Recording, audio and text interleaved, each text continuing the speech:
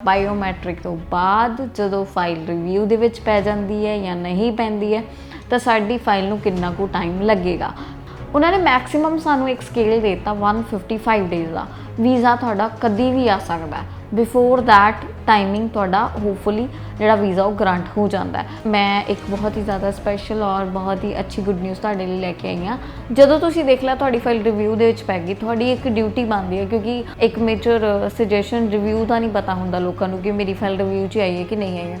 ਸੋ ਜਦੋਂ ਤੁਹਾਡਾ ਆਪਣਾ ਰਿਵਿਊ ਸਟਾਰਟ ਹੋ ਗਿਆ ਨਾ, ਤੁਹਾਡੀ ਇੱਕੋ ਹੀ ਜ਼ਿੰਮੇਵਾਰੀ ਬਣਦੀ ਆ। ਸਤਿ ਸ਼੍ਰੀ ਅਕਾਲ ਜੀ ਸਾਰਿਆਂ ਨੂੰ, ਮੈਂ ਜੋਤੀ ਵਰਦੀ ਪੈਰਾਮਾਊਂਟ ਸਰਵਿਸਿਜ਼ ਤੋਂ ਅੱਜ ਦੀ ਵੀਡੀਓ ਬਹੁਤ ਹੀ ਜ਼ਿਆਦਾ ਸਪੈਸ਼ਲ ਹੈ ਐਂਡ ਸਪੈਸ਼ਲ ਹੈ ਉਹਨਾਂ ਦੇ ਲਈ ਜਿਨ੍ਹਾਂ ਦਾ ਅਗੇਨ ਐਂਡ ਅਗੇਨ ਇੱਕੋ ਹੀ ਕੁਐਸਚਨ ਹੈਗਾ, ਬਾਇਓਮੈਟ੍ਰਿਕ ਤੋਂ ਬਾਅਦ ਜਦੋਂ ਫਾਈਲ ਰਿਵਿਊ ਦੇ ਵਿੱਚ ਪੈ ਜਾਂਦੀ ਹੈ ਜਾਂ ਨਹੀਂ ਪੈਂਦੀ ਹੈ ਤਾਂ ਸਾਡੀ ਫਾਈਲ ਨੂੰ ਕਿੰਨਾ ਕੁ ਟਾਈਮ ਲੱਗੇਗਾ। ਕਿਉਂਕਿ ਆਲ ਵੀਡੀਓਜ਼ ਜਿੰਨੀਆਂ ਵੀ ਦੇਖ ਲਓ, ਜੇ ਇੱਕੋ ਹੀ ਕੁਐਸਚਨ ਤੁਹਾਨੂੰ ਨਜ਼ਰ ਆਏਗਾ, ਮੇਰੀ ਬਾਇਓਮੈਟ੍ਰਿਕ ਇਸ ਦਿਨ ਹੋ ਗਈ ਸੀ, ਉਸ ਤੋਂ ਬਾਅਦ ਕਿੰਨਾ ਟਾਈਮ ਲੱਗ ਰਿਹਾ। ਤਾਂ ਸਭ ਤੋਂ ਪਹਿਲਾਂ ਇੱਕ ਇੰਪੋਰਟੈਂਟ ਚੀਜ਼, ਮੈਂ ਇੱਕ ਬਹੁਤ ਹੀ ਜ਼ਿਆਦਾ ਸਪੈਸ਼ਲ ਔਰ ਬਹੁਤ ਹੀ ਅੱਛੀ ਗੁੱਡ ਨਿਊਜ਼ ਤੁਹਾਡੇ ਲਈ ਲੈ ਕੇ ਆਈ ਹਾਂ।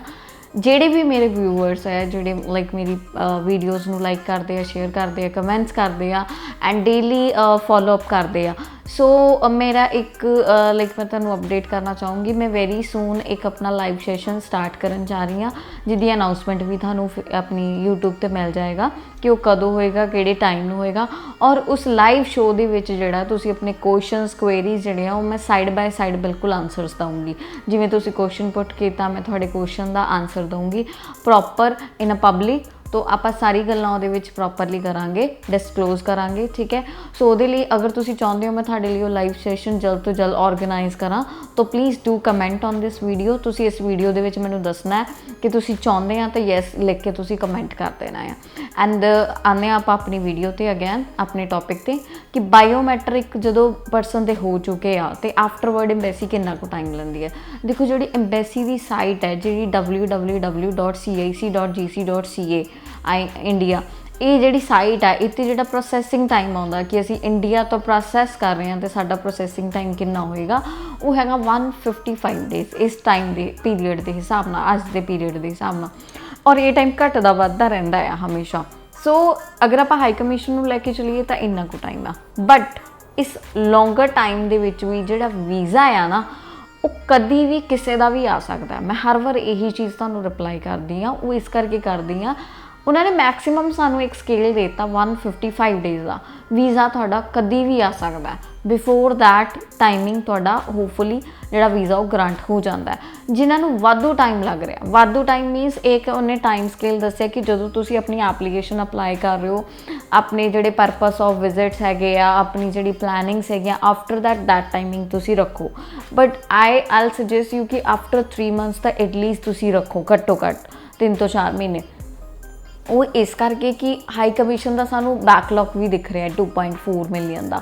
ਸੋ ਬੈਕਲੌਗ ਨੂੰ ਵੀ ਕਲੀਅਰ ਕਰ ਰਹੇ ਆ, ਨਿਊ ਪ੍ਰੋਸੈਸਿੰਗਸ ਨੂੰ ਵੀ ਕਲੀਅਰ ਕਰ ਲਿਆ, ਆਫਟਰਵਰਡ ਵਾਲੀਆਂ ਨੂੰ ਵੀ ਕਰ ਰਹੇ ਆ, ਮੀਡੀਓਕਰਸ ਨੂੰ ਵੀ ਕਰ ਰਹੇ, ਕਿਉਂਕਿ ਜਿਹੜੀ ਫਾਈਲ ਆ ਉਹ ਇਕੱਲੇ ਟੂਰਿਸਟ ਦੀ ਨਹੀਂ ਲੱਗ ਰਹੀ, ਵਿਜ਼ਟਰ ਦੀ ਨਹੀਂ ਲੱਗ ਰਹੀ। ਫਾਈਲ ਜਿਹੜੀ ਹੈਗੀ ਆ ਓਪਨ ਵਰਕ ਪਰਮਿਟ ਦੀ ਵੀ ਲੱਗ ਰਹੀ ਹੈ, ਕਈ ਇਹ ਵੀ ਲਗਾ ਰਹੇ ਆ, ਕਈ ਸਟੂਡੈਂਟ ਵੀ ਲਗਾ ਰਹੇ, ਕਈ ਟੂਰਿਸਟ ਵੀ ਲਗਾ ਰਹੇ, ਉਹ ਸਾਰਿਆਂ ਦਾ ਬੈਕਲੌਗ ਇਕੱਠਾ ਹੈ 2.5 ਮਿਲੀਅਨ। ਸੋ ਇਹ ਜਿਹੜੀ ਚੀਜ਼ ਆਪਾਂ ਨੂੰ ਇੱਕ ਸਮਝਣ ਦੀ ਲੋੜ ਹੈ ਬਹੁਤ ਜ਼ਿਆਦਾ ਕਿ ਆਪਣੀ ਜਿਹੜੀ ਫਾਈਲ ਆ ਤੁਸੀਂ ਲਾਂਚ ਕਰਤੀ, ਜਸਟ ਲੀਵ, ਦੈਨ ਉਸ ਤੋਂ ਬਾਇਓਮੈਟ੍ਰਿਕ ਹੋ ਗਏ। ਜਦੋਂ ਤੁਸੀਂ ਦੇਖ ਲਿਆ ਤੁਹਾਡੀ ਫਾਈਲ ਰਿਵਿਊ ਦੇ ਵਿੱਚ ਪੈ ਗਈ, ਤੁਹਾਡੀ ਇੱਕ ਡਿਊਟੀ ਬਣਦੀ ਹੈ, ਕਿਉਂਕਿ ਇੱਕ ਮੇਜਰ ਸੁਜੈਸ਼ਨ ਰਿਵਿਊ ਦਾ ਨਹੀਂ ਪਤਾ ਹੁੰਦਾ ਲੋਕਾਂ ਨੂੰ ਕਿ ਮੇਰੀ ਫਾਈਲ ਰਿਵਿਊ 'ਚ ਆਈ ਹੈ ਕਿ ਨਹੀਂ ਆਈ ਹੈ। ਜਦੋਂ ਤੁਸੀਂ CIC ਤੁਹਾਨੂੰ ਜਾਂ ਤੁਹਾਡਾ ਏਜੰਟ ਕੋਈ ਵੀ ਇਨਫੋਰਮੇਸ਼ਨ ਪ੍ਰੋਵਾਈਡ ਕਰਦਾ ਆ, ਲਾਈਕ ਤੁਹਾਡੇ ਅਕਾਊਂਟ ਦੀ ਅਪਡੇਸ਼ਨ ਵੀ ਤੁਹਾਨੂੰ ਭੇਜਦਾ ਹੋਏਗਾ, ਸਕਰੀਨਸ਼ਾਟਸ। ਸਭ ਤੋਂ ਪਹਿਲਾਂ ਤੁਹਾਡੀ ਉੱਪਰ ਡਿਟੇਲਸ ਹੁੰਦੀਆਂ, ਪ੍ਰੋਪਰ ਨੇਮ, ਕਦੋਂ ਫਾਈਲ ਲਾਂਚ ਕੀਤੀ ਸੀ, UCI number, application number, date of biometric, ਸਾਰਾ ਕੁਝ ਹੁੰਦਾ। ਦੈਨ ਉਹ ਥੱਲੇ ਨਾ ਇੱਕ ਸਟੇਅਰਸ ਕਾਈਂਡ ਸਾਨੂੰ ਸਾਰਾ ਪ੍ਰੋਸੈਸ ਸਮਝ ਆਉਂਦਾ। ਉਹਦੇ 'ਚ ਅੰਡਰ ਰਿਵਿਊ ਬਾਇਓਮੈਟ੍ਰਿਕ ਹੋ ਗਏ, ਮੈਡੀਕਲ ਹੋ ਗਿਆ, ਇਹ ਚੀਜ਼ ਇੰਟਰਵਿਊ ਚਾਹੀਦਾ, ਡਾਕੂਮੈਂਟੇਸ਼ਨ ਹੋ ਗਈ, ਸਾਰੀ ਚੀਜ਼ਾਂ ਦਾ ਇੱਕ ਸਾਈਡ ਬਾਈ ਸਾਈਡ ਪ੍ਰੋਸੀਜਰ ਲਿਖਿਆ ਹੁੰਦਾ। ਥੱਲੇ ਉਹਦੇ ਲਿਖਿਆ ਹੁੰਦਾ ਜਿਹੜਾ ਫਸਟ ਲਾਈਨ ਹੀ ਹੋਏਗੀ, ਅਗਰ ਉੱਥੇ ਹਾਲੇ ਵੀ ਆ ਰਿਹਾ under process, we will send you a message when we are going to review your profile. So ਉਹਦਾ ਮਤਲਬ ਹੈਗਾ ਕਿ ਹਾਲੇ ਸਾਡੀ ਜਿਹੜੀ ਪ੍ਰੋਫਾਈਲ ਹੈ ਉਹ ਰਿਵਿਊ ਦੇ ਵਿੱਚ ਨਹੀਂ ਪਈ, ਮਤਲਬ ਚੈਕਿੰਗ ਨਹੀਂ ਹੋ ਰਹੀ ਹੈ, ਅਸੀਂ ਅਪਲੋਡ ਕਰਤੀ, ਦੈਟਸ ਇਟ। ਜਦੋਂ ਉੱਥੇ ਆ ਗਿਆ we are reviewing your profile, then ਇਹਦਾ ਮਤਲਬ ਹੈਗਾ ਸਾਡੀ ਪ੍ਰੋਫਾਈਲ ਚਲੇ ਗਈ ਹੈ ਕਿਸੇ ਐਂਬੈਸਡਰ ਦੇ ਕੋਲ, ਅਸਾਈਨ ਹੋ ਗਈ ਆ ਉਹਨਾਂ ਨੂੰ, ਐਂਡ ਉਹ ਸਾਡੀ ਫਾਈਲ ਨੂੰ ਜਿਹੜਾ ਉਹ ਚੈੱਕ ਆਊਟ ਕਰ ਰਿਹਾ। ਉਹ 3 ਮਹੀਨੇ ਵੀ ਚੈੱਕ ਕਰ ਸਕਦੇ ਆ, ਉਹਨਾਂ ਦੀ ਅਥੋਰਿਟੀ ਹੈ, ਉਹ 4 ਮਹੀਨੇ ਵੀ ਚੈੱਕ ਕਰ ਸਕਦੇ ਆ।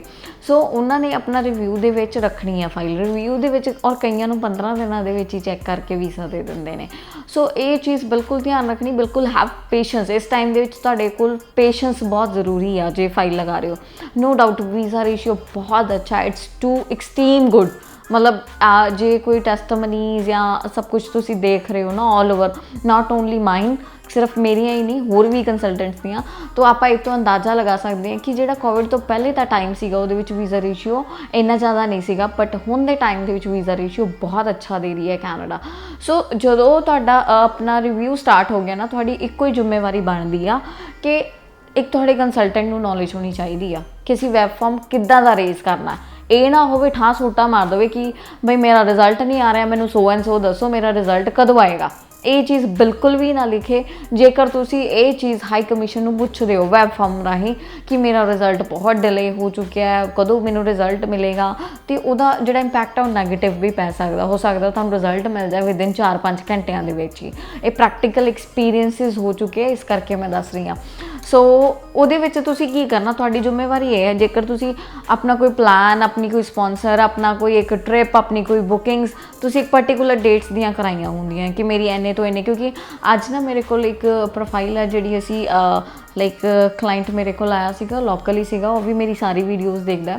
ਸੋ ਵੀਡੀਓਜ਼ ਦੇਖ ਕੇ ਹੀ ਆਇਆ ਸੀਗਾ, ਤਾਂ ਉਹਨੇ ਦੱਸਿਆ ਸੀਗਾ ਕਿ ਇੱਦਾਂ ਮੇਰੀ ਵਾਈਫ ਨੇ ਮੈਨੂੰ ਸਪੋਂਸਰ ਕੀਤੀ ਸੀਗੀ, ਔਰ ਉਹ ਉੱਥੇ ਸਟੂਡੈਂਟ ਹੈਗੀ ਹੈ ਬਾਹਰ ਕੈਨੇਡਾ ਦੇ ਵਿੱਚ, ਉਹਨੇ ਮੈਨੂੰ ਸਪੋਂਸਰ ਕੀਤੀ ਸੀਗੀ ਅਤੇ ਮੈਂ ਵਿਜ਼ਟਰ ਦੀ ਫਾਈਲ ਲਗਾਈ ਹੈ। ਸੋ ਮੈਂ ਸਭ ਤੋਂ ਪਹਿਲਾਂ ਤਾਂ ਮੈਂ ਸ਼ੌਕਡ ਹੋ ਗਈ ਕਿ ਉਹਨੇ ਵਿਜ਼ਟਰ ਦੀ ਫਾਈਲ ਕਿਉਂ ਲਗਾਈ ਹੈ, ਕਿਉਂਕਿ ਜਦੋਂ ਸਪਾਊਸ ਕੈਨੇਡਾ ਦੇ ਵਿੱਚ ਸਟੱਡੀ ਕਰਦਾ ਪਿਆ ਆ, ਉਹਨੂੰ ਫੁੱਲ ਐਂਡ ਫੁੱਲ ਅਥੋਰਿਟੀ ਹੁੰਦੀ ਆ ਓਪਨ ਵਰਕ ਪਰਮਿਟ ਦੀ। ਉਹ ਆਪਣੀ ਜਿਹੜੀ ਪ੍ਰੋਫਾਈਲ ਆ ਓਪਨ ਵਰਕ ਪਰਮਿਟ ਦੇ ਵਿੱਚ ਲਗਾ ਸਕਦਾ ਆ, ਬਟ ਨਹੀਂ, ਉਹਦੇ ਕੰਸਲਟੈਂਟ ਨੇ ਉਹਨੂੰ ਉਹ ਸਪੋਂਸਰ ਚੇਂਜ ਕਰਵਾ ਕੇ ਅਪਲਾਈ ਕਰਵਾਇਆ ਕਿ ਨਹੀਂ ਤੂੰ ਵਿਜ਼ਟਰ ਦੀ ਕਰ।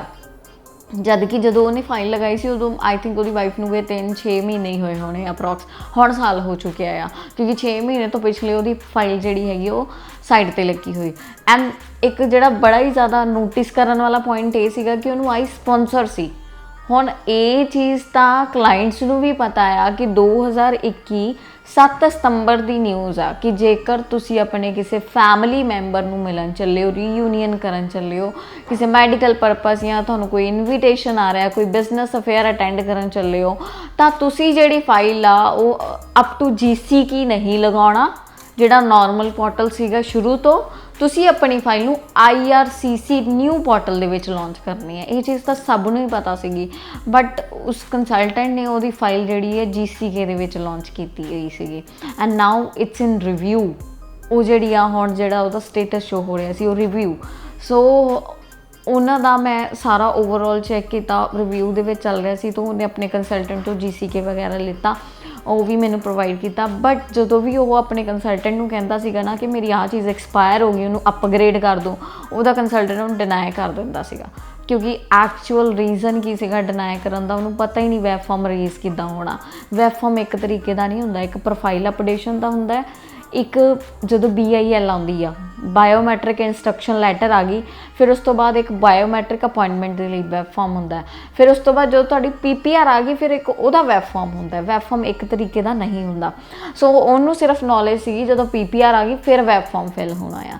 ਸੋ ਇਹ ਨੌਲੇਜ ਹੋਣੀ ਬੜੀ ਜ਼ਿਆਦਾ ਜ਼ਰੂਰੀ ਹੈਗੀ ਆ। ਔਰ ਜਦੋਂ ਤੁਸੀਂ ਵੈਬ ਫਾਰਮ ਰੇਜ਼ ਕਰਦੇ ਹੋ ਜਾਂ ਤੁਸੀਂ IRCC ਵੈਬ ਫਾਰਮ ਲਿਖ ਕੇ ਵੀ ਲਾਈਕ ਉੱਥੇ ਟਾਈਪ ਕਰਦੇ ਆ ਨਾ ਗੂਗਲ 'ਤੇ, ਤੁਹਾਡੇ ਕੋਲ ਖੁੱਲ੍ਹ ਜਾਣਾ, ਉਹ 'ਚ ਤੁਸੀਂ ਆਪ ਪੜ੍ਹ ਕੇ ਦੇਖਿਓ ਉਹਨੇ ਕਿਹਾ ਵਾ ਜੇਕਰ ਤੁਹਾਡੀਆਂ ਟਰੈਵਲ ਡੇਟਸ ਵੀ ਚੇਂਜ ਹੁੰਦੀਆਂ, ਤੁਹਾਡਾ ਪਲਾਨ ਐਕਸਪਾਇਰ ਹੁੰਦਾ, ਤੁਹਾਡੀ ਕੋਈ ਵੀ ਆਊਟਸੋਰਸਿਸ, ਇਨਕਮ ਸੋਰਸਿਸ, ਨੇਮ ਚੇਂਜ, ਡੈਥ, ਬਰਥ, ਮੈਰਿਜ, ਕੁਛ ਵੀ ਅਪਡੇਸ਼ਨਸ ਹੈਗੀਆਂ, ਅਤੇ ਤੁਸੀਂ IRCC ਨੂੰ ਇਨਫੋਰਮ ਕਰਨਾ। ਅਤੇ ਹੁਣ ਤਾਂ ਫਾਈਲ ਰਿਵਿਊ 'ਚ ਪੈ ਚੁੱਕੀ ਸੀਗੀ, ਅਤੇ ਉਹਨਾਂ ਦੇ ਟਾਈਮਿੰਗ ਜਿਹੜੀ ਮੈਂਸ਼ਨ ਕੀਤੀ ਸੀ ਉਹ ਅਪ੍ਰੈਲ ਦੀ ਮੈਂਸ਼ਨ ਕੀਤੀ ਹੋਈ ਸੀਗੀ।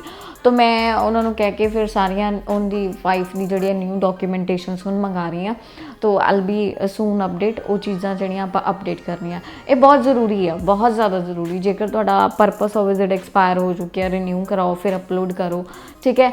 ਉਹਦਾ ਕੰਸਲਟੈਂਟ ਬਾਰ-ਬਾਰ ਇਹੀ ਕਹੀ ਜਾ ਰਿਹਾ ਸੀ ਆਪੇ ਹੋ ਜਾਊਗਾ ਐਮਬੈਸੀ 'ਚ ਆਪੇ।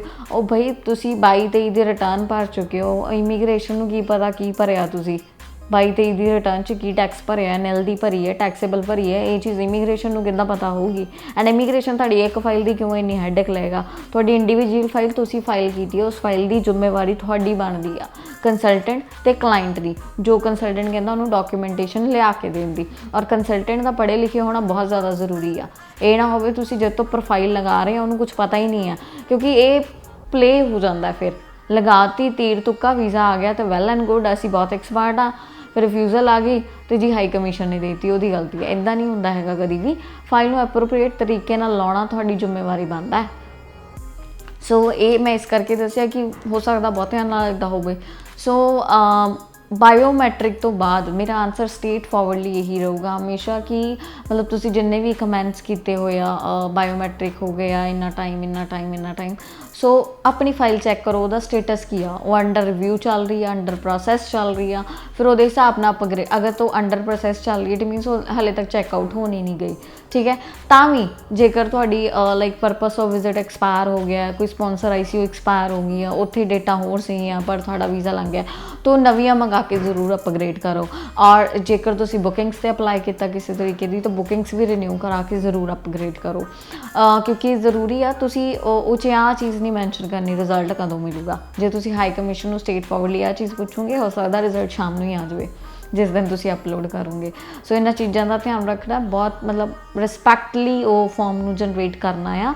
ਆਪਾਂ ਮਤਲਬ ਇਹ ਨਾ ਹੋਵੇ ਅਸੀਂ 7-8 ਮਹੀਨੇ ਹੋ ਗਏ ਫਾਈਲ ਲੱਗੇ ਨੂੰ, ਸਾਨੂੰ ਗੁੱਸਾ ਹੀ ਇੰਨਾ ਜ਼ਿਆਦਾ ਹੈ ਕਿ ਅਸੀਂ ਵੈਬ ਫਾਰਮ ਜਿਹੜਾ ਗੁੱਸੇ ਦੇ ਵਿੱਚ ਹੀ ਰੇਸ ਕੀਤਾ। ਇੱਦਾਂ ਦਾ ਬਿਲਕੁਲ ਨਹੀਂ ਕਰਨਾ। Have patience. ਇਸ ਟਾਈਮ ਦੇ ਵਿੱਚ ਕਈਆਂ ਦੇ ਵੀਜ਼ੇ ਸਾਲ ਬਾਅਦ ਵੀ ਆਏ ਨੇ, ਬਟ ਸਾਲ ਬਾਅਦ ਵੀਜ਼ਾ ਆਉਣਾ, 1.5 ਸਾਲ ਬਾਅਦ ਵੀਜ਼ਾ ਆਉਣਾ ਬਹੁਤ ਵੱਡੀ ਗੱਲ ਹੈ, ਕਿਉਂਕਿ ਉਹ ਐਕਸਪਾਇਰ ਹੋ ਸਕਦਾ ਸੀਗਾ, ਉਹ ਰਿਫਿਊਜ਼ ਹੋ ਸਕਦਾ ਸੀਗਾ ਵੀਜ਼ਾ, ਕਿਉਂਕਿ ਉਹਦਾ ਸਾਰਾ ਕੁਛ ਤਾਂ ਐਕਸਪਾਇਰਡ ਸੀਗਾ। ਸੋ ਜੇ ਕੋਈ ਕੰਸਲਟੈਂਟ ਅਪਗ੍ਰੇਡ ਕਰ ਰਿਹਾ ਤਾਂ ਉਹਦੇ ਵੀਜ਼ਾਸ ਤੁਹਾਨੂੰ ਟਾਈਮ ਬਾਅਦ ਵੀ ਮਿਲਣਗੇ। ਸੋ ਇਹਨਾਂ ਚੀਜ਼ਾਂ ਦਾ ਬਹੁਤ ਪੀਕ 'ਤੇ ਪਲੀਜ਼ ਤੁਸੀਂ ਧਿਆਨ ਦਿਆ ਕਰੋ ਕਿ ਆਫਟਰ ਬਾਇਓਮੈਟ੍ਰਿਕ ਕੁਛ ਵੀ ਟਾਈਮ ਲੱਗ ਸਕਦਾ। 3 ਮਹੀਨਿਆਂ 'ਚ ਵੀ ਆ ਸਕਦਾ, 2 'ਚ ਵੀ ਆ ਸਕਦਾ, 15 ਦਿਨਾਂ 'ਚ ਵੀ ਆ ਸਕਦਾ, ਅਪ ਟੂ ਕਿ ਜਿਹਦੇ ਕੋਲ ਤੁਹਾਡੀ ਫਾਈਲ ਅਸਾਈਨਡ ਹੋਈ ਉਹਦੇ ਕੋਲ ਕਿੰਨੀਆਂ ਕੋ ਐਪਲੀਕੇਸ਼ਨਸ ਹੈਗੀਆਂ। So thank you so much. ਮੇਰੀ ਆਲ ਵੀਡੀਓਜ਼ ਨੂੰ ਬਹੁਤ ਜ਼ਿਆਦਾ ਪਿਆਰ ਦਿੰਦੇ ਹੋ। ਮੈਂ ਹੋਪਫੁਲੀ ਤੁਹਾਨੂੰ ਕਮੈਂਟ 'ਚ ਆਨਸਰ ਮਿਲ ਜਾਂਦਾ ਹੋਏਗਾ ਸਾਰਾ। And I hope this video ਨੂੰ ਵੀ ਕਾਫੀ ਤੁਸੀਂ ਐਪਰੀਸ਼ੀਏਟ ਕਰੋਗੇ।